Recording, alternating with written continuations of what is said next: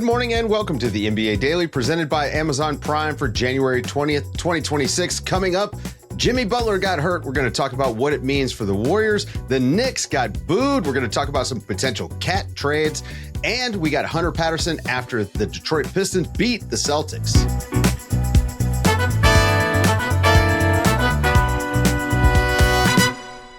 Good morning, everybody. Hey, Zena, how's it going out there in the Bay? It's going well, but that's only if you speak to me who was not at the game. Right, it's going well for you. Yeah. Not I'm doing so my job. Great for the Warriors in spite of a nice win over the Miami Heat and some better play recently. We're only going to talk about Jimmy Butler. Jimmy Butler left last night's game against the Miami Heat midway through the third quarter when he landed awkwardly on one leg and his knee kind of buckled beneath him. He had to be helped off the court by a couple of guys. Did not look good, did not sound good on the audio. Zena, this team needs Jimmy Butler in order to win. I mean, he is the number 2 guy on this team. Yep. It's not going to be good if he has to miss any time whatsoever. If he has to miss the rest of the season or something like that, their season's done. Right. But what are they going to do without Jimmy Butler? Let's just think short term for now, because again, we don't know anything about it yet. There's been no reporting and no medical tests done as of the time of this recording. But what do you see them doing in the short term to make up for his absence? I think they're going to do what they've had to do all season long when someone's gone out or been inconsistent with their minutes because of injury or coming back from injury. And that's just going to be fill the void.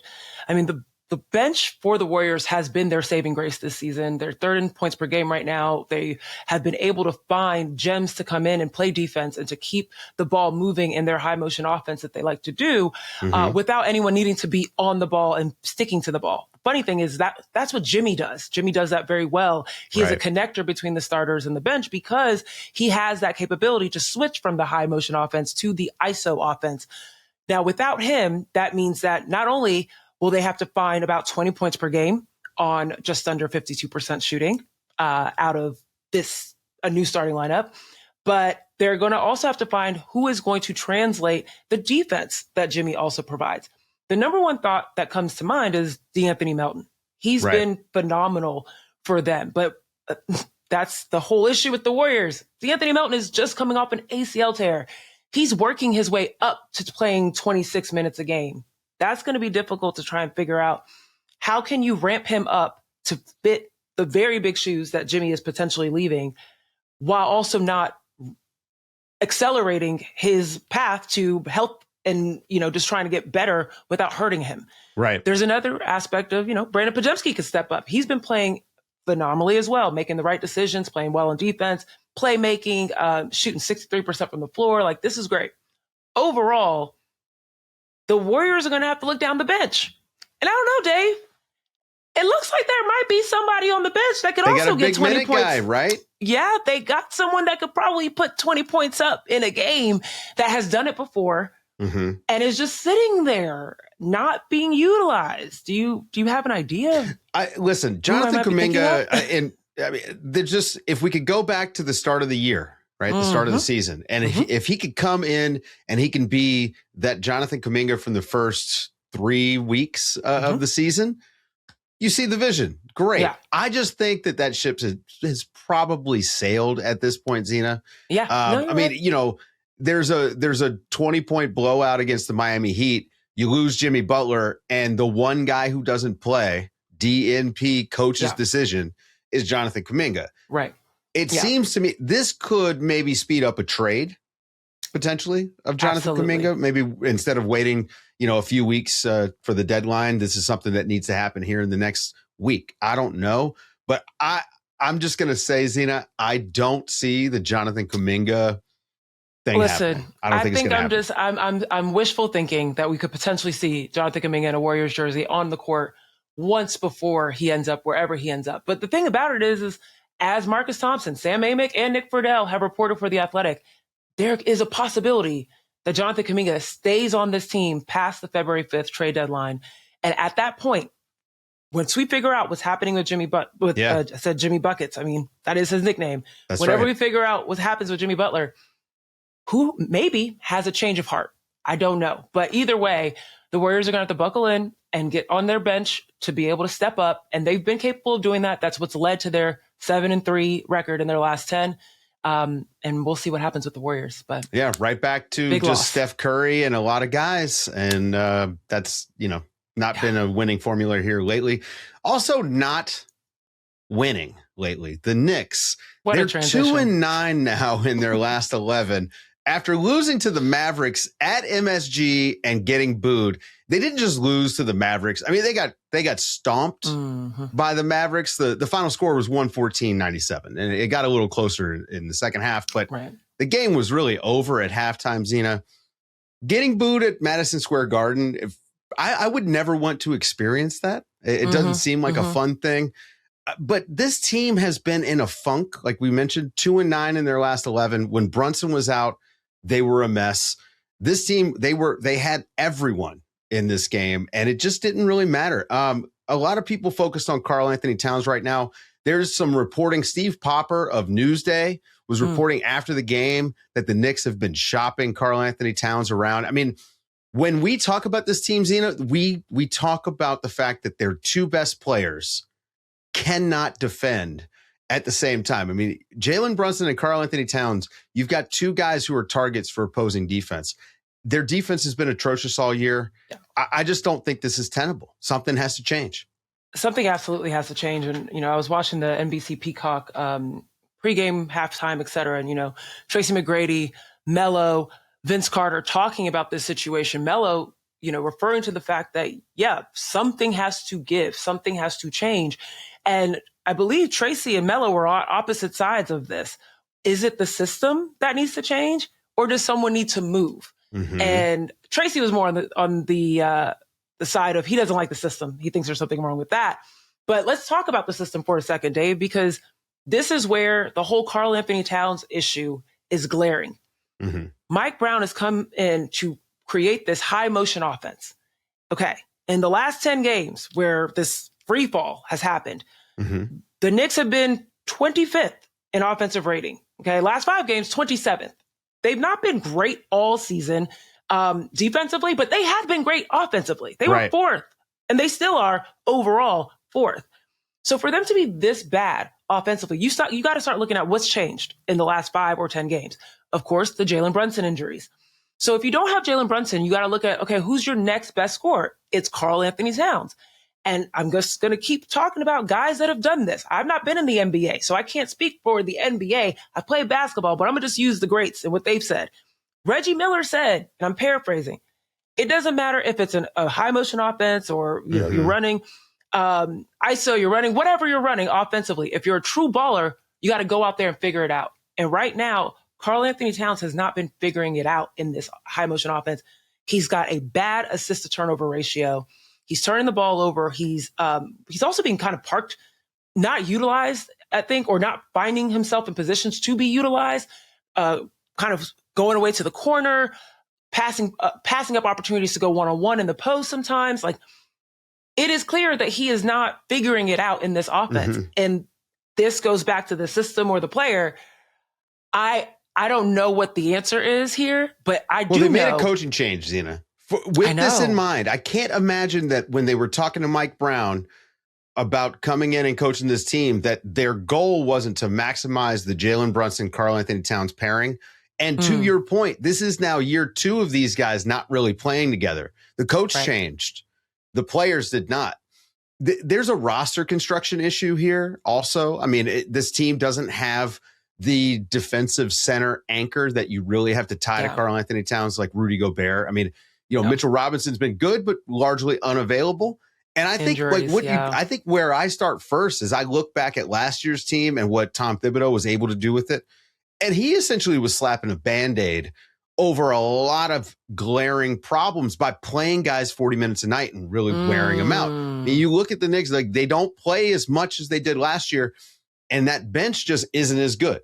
And so that's another issue that they deal with. But the bigger one is your two best players defensively are just complete liabilities. And unless you can find the magical player, can you clone Rudy Gobert? and put him next to Karl Anthony Towns, I just don't see how it's going to work. So more to come on that this week, I am sure, because the trade deadline is coming up so fast, and it does feel like it's starting to pick up steam, especially in the Karl Anthony Towns department, and with what's been happening with the Bucks, who barely held on after having a huge lead against the Hawks yesterday to win. I thought they were going to blow it, Zena. If they blew that game, I was firing up the trade machine for the Bucks. I texted you, Dave. The Bucks, man. The Bucks. Because what? Yeah, we're not going to get into it. They got the win. It's feeling like a Doc Rivers team already. Hey, there was some news yesterday we should talk about. The All-Star starters were released. And I will say, not a bad job. Not a bad job, fans. Media, the players did an okay job. Here are the starters. In the East, Giannis Antetokounmpo, Tyrese Maxey, Jalen Brunson, Cade Cunningham, Jaylen Brown. You have any problems in the Eastern Conference, Zena? I do not. I do not. And I'm interested. So you of course, we have to do East-West, but it's also thinking about the world team versus the USA aspect too. But yes, I have no problems with that. I'll get to that world part in a minute. For the West, you have Luka Doncic, Nikola Jokic, Stephen Curry, Shai Gilgeous-Alexander, and Victor Wembanyama, who makes the All-Star starters in a tiebreak with Anthony Edwards, because Anthony Edwards lost the fan vote to Wemby. Now, how do you feel about the Western Conference starters? I feel a little strange about the fact that Ant-Man ain't in there. Honestly, I don't believe that vote should have come down to the fan vote between Victor Wembanyama and Anthony Edwards, mainly because when you look at the discrepancy between Victor Wembanyama and Anthony Edwards when it came to the player vote, it was significant. Anthony Edwards landed in the 4th spot. After him, it was Kevin Durant at number 5, and then Stephen Curry at number 6, and then Victor Wembanyama at number 7. So now, don't get me wrong. I know players can be haters. We know. But in my opinion, if your own competition is giving you the credit to say you are the 4th best player in the West, that to me means you are the 4th worst player I want to see on any given night. Right? Like you are, I do not want to play against you. And to me, that gives you credit. That gives you validity to be a starter. And I think that it should have came down to the players being like, you know what, Ant-Man, you got it. If I can push back though, it's a game for fans. I like that the fan vote is weighted heavier. I'm cool with it. And also Anthony Edwards he'll be an all-star starter at some point. I think the argument, if you're doing I'm going to split hair about stats, it's Anthony Edwards making the game over Steph Curry. But that's the legend tax, okay? And so Steph Curry, listen, he's gonna be an all-star starter. This is actually, I think, something kind of being overlooked. This is the first time in 21 years that LeBron James is not an all-star starter. That's a crazy streak. Yeah. But I mean, his numbers, they've not been great. Like I'm not too surprised. He's been I think minus 17, he missed a lot 16. of games. Yeah. I mean, listen, and the voters prioritize winning. Right? That's right. Year 23, too. I mean, I think it's okay. He can take a little break. He'll come off the bench, I'm sure. He passes the torch to Luka in LA. This is like the ceremonial moment, I think. They'll be fine. Let's talk about this world versus U.S. format, which poor timing, but 5 world players make the starting lineup. Okay. So Giannis, Luka, Jokic, Shai, and Wemby. Okay. I'm just going to go ahead and say it. The world team is going to destroy the U.S. team. It's just not going to be close. They're loaded. This world team has 7 MVPs combined in that group. Okay. The U.S. team is smaller, like significantly smaller in size.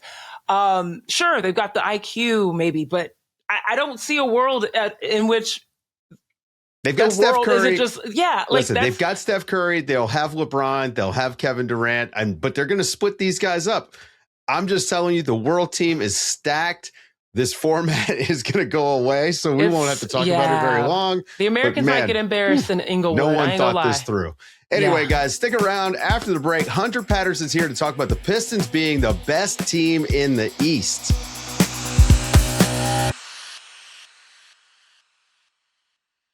We got what may have been an Eastern Conference preview last night, and it felt like Eastern Conference Finals Game 5.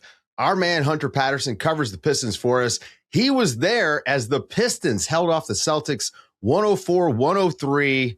Hunter, this was a great game. Felt very heavy, very physical. I thought the refs called a really good game. But what I loved was this was a defensive battle that felt like it was the playoffs. Like these two teams really were going hard. Most definitely. And I think LCA, it was a great environment in here. They were kind of clinging to every shot, especially Duncan Robinson. Each of his threes, each of the attempts, they seemed to be on their feet for him in particular. And it was just a great atmosphere between two high-level teams in the East. It was particularly impressive to me just how much Detroit's defense completely changed the way Boston had to play. Yes, this game was competitive, but if you didn't watch it, you saw Boston was not able to pass the ball the way they want to. Typically get about 24 assists. They have 13 assists against Detroit.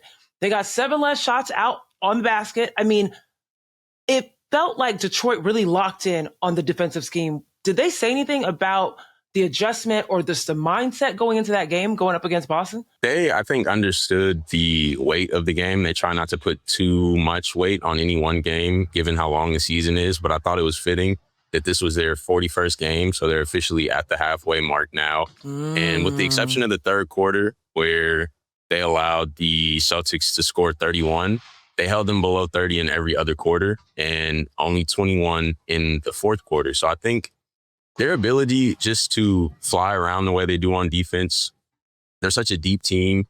Ron Holland is coming off the bench, giving you contributions on the defensive end.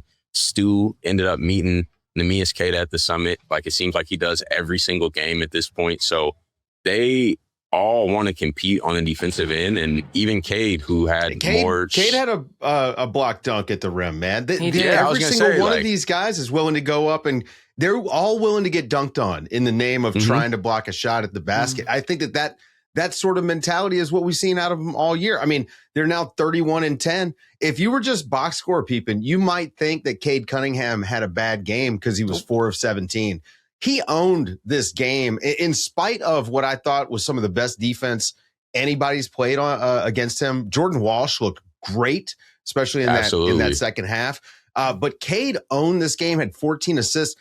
The connection between him and Jalen Duren, just the growth that we've seen out of them from last season to this one, and even over the course of this season, I thought they looked really poised down the stretch. This didn't look like a young team that's first time being in a big game. I mean, they really did look ready to play the Celtics. And I think, Cade, you mentioned it. He had 14 assists. He himself had more assists than the Celtics did as a team, and he didn't turn the ball over once. So for him to have more shot attempts than points and still affect the game the way he did, I think that says a lot to speaks volumes just about the way he competes on both ends of the floor, and then how he can affect the game without scoring. I think this team just kind of rallies around the energy that he provides on both sides of the ball. And it's one of those situations where you just feel more confident when he's on the floor. And I think that's something you see on a nightly basis. I want to ask a little bit about Tobias Harris, because we know that Tobias Harris has always been capable of being that role player, doesn't need the spotlight, doesn't need the ball in hand. But of course, last night against Boston, he was kind of like the stabilizing force. You saw him connecting with Jalen Duren and Isaiah Stewart within that front court trio of just handling things on the back line. And then on top of it, providing the points that he was providing. Like with Tobias, how can you expect him going, like, why is he capable of basically going up and down in terms of his importance on this team and just consistently being consistent? JB Bickerstaff mentioned it going back to last season even. He calls Tobias his kind of security blanket when things are kind of going awry. Tobias is a person who he leans on. And I think that just comes with the level of experience that Tobias has at this level. He's been a pretty consistent scorer. We saw from the start to finish tonight, when you got him the ball in the post, you let him back his defender down a little bit, turning over either shoulder. He's really confident in getting the bucket. And I think there was also a 4-day layoff that they had a couple of days ago where there just weren't games. And Tobias, when he got back from that, spoke to us about how he had a bit of an injury with the hip. And even before the hip injury, he wasn't 100%. So I think he's kind of starting to get healthier a bit. as you can, as much as you can down the stretch of a season. But I think with health, just the level of experience that he has, being either like the second or third option, I would say, offensively, and then him stepping into this role where they're calling him Unc in his early 30s, and he cherishes being able to be the security blanket, the Unc, the person who the rest of the team, given how young they are, being the person that they can kind of rely on. So it wasn't that long ago that the Detroit Pistons were one of the worst teams in the league, and really a sad story that we kind of made fun of. And the Boston Celtics were winning a title. They were perennial Eastern Conference finalists. And now I'm not going to say that the shoe is quite on the other foot, because the Celtics, listen, Jason Tatum's out. They still are really good. And I think if Tatum comes back, they're going to make a push in the East. But the shoe is on the other foot for the Pistons. They're now the best team in the East. I mean, hands down. We've been not giving it to them all year. I think after this win at the halfway mark, they're 31-10. They're only 2 games in the loss column behind the Oklahoma City Thunder. They're the best team in the East. What is it like for you when you're covering a team that's new to this sort of territory? Like, how are you approaching it? I think for me, it's been cool to kind of see how they've handled success, because I've only been here since last year, but none of them have gotten ahead of themselves. Each time we start to try to ask a big picture question about how they view themselves as opposed to a couple years ago, they are really honest in saying we haven't done anything yet. Earlier this year, I asked Cade, when they were on that winning streak, how they've kind of changed in a sense. And he said, this is our first time not being losers in the NBA pretty consistently. Like, we all came into the NBA with high expectations. We've all been winners. We built winning habits before we got here to the league. And for us now to be in this position, I think they have so much of the losing streak in the back of their head that they never feel quite like they've made it. It's not imposter syndrome, because they know that they're worthy of being where they are, but they have those experiences of, man, we have not won a game in 28 straight games. So like, we can't get comfortable anywhere we are. And I think that's constantly something that the guys who were there during that losing streak are very much aware of. Yeah. Well, guys, go and check out Hunter's story over at The Athletic. Follow along. Again, he's covering the best team in the East. And thank you, Hunter, for hanging out. In spite of the fact that they're converting the arena into what sounds like an Acme dynamite factory in real time. Hopefully our super producer, Alex, can clean up that audio. But appreciate you hanging out with us after the game. Thanks, as always, to Zena Keita. I'm Dave DuFour, and this has been the NBA Daily. Thanks for hanging out with us.